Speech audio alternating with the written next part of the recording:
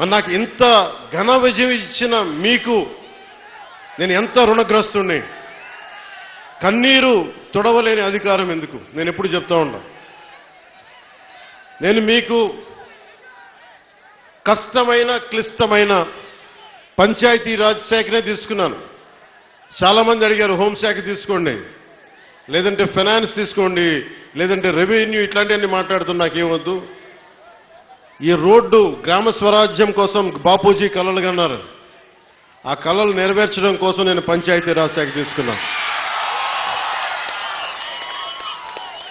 నేను ఒకటే చెప్పాను అధికార యంత్రాంగానికి అందరికీ మొట్టమొదటి మీటింగ్లో, నాకు లంచాలు అవసరం లేదు, మిమ్మల్ని ఎవరిని డబ్బులు అడగను. నేను ఈ కాంట్రాక్ట్ ఎవరికి ఇస్తున్నారని అడగను.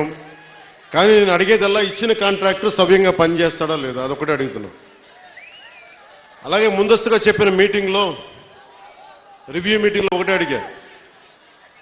నేను ఇప్పుడు దాకా నా జీవితంలో నేను సంపాదించిన డబ్బు అకౌంట్లో కూడా ఎప్పుడు చూడడం.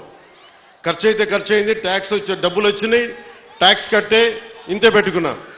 కానీ ప్రజల డబ్బు వచ్చేటప్పటికి, మీ డబ్బు అనేటప్పటికీ ఎంత ఒళ్ళు ఉంచి పనిచేశానంటే, ఎంత ఒళ్ళు ఉంచి పనిచేస్తున్నాను. ప్రతి రూపాయికి లెక్క అడుగుతున్నా. ప్రతి రూపాయికి. మీ కష్టం అది, మీ స్వార్జితం. తాజ్మహల్ కట్టి నిర్మాణానికి రాళ్లెత్తిన కూలీలు ఎవరంటారు? ఈ దేశ ప్రగతికి కండలు కరిగించింది ఎవరు? ఈ దేశ ప్రగతికి రక్త మాంసాలని ధారబోసింది ఎవరు? అది ప్రజలు, అది మీరు. అందుకే నాకు బాధ్యత ఉంది. నేను మీకు ఈరోజు నేను చెప్తా ఉన్నాను, ఆ రోజున ప్రమాణ స్వీకారం చేశాను. మొన్న మన కార్యకర్తల సమావేశంలో ప్రమాణ స్వీకారం చేశాను. ఎమ్మెల్యేగా నేను ఈరోజు మళ్ళీ మీ ముందు ప్రమాణ స్వీకారం చేస్తున్నాను. పవన్ కళ్యాణ్ అనే నేను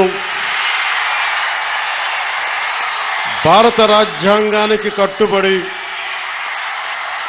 నన్ను అఖండ మెజారిటీతోటి గెలిపించిన నా పిఠాపురం పుర ప్రముఖులకు, పెద్దలకు, ప్రజలకు, యువకులకు, ఆడపడుచులకు, తల్లులకు, యువతులకు, ప్రతి ఒక్కరికి, అన్ని వర్గాల వారికి, ఎస్సీ, ఎస్టీ, బీసీ, ఓసీ, అన్ని మతాలు, ఇస్లాం, క్రిస్టియానిటీ, అన్ని కులస్తులందరికీ నేను హామీ ఇస్తున్నాను.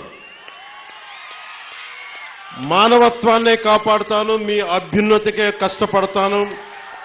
నేను లంచాలు తీసుకోను, నాకు అలాంటి అవసరం లేదు. మీ అభ్యున్నతికే నేను కష్టపడతాను.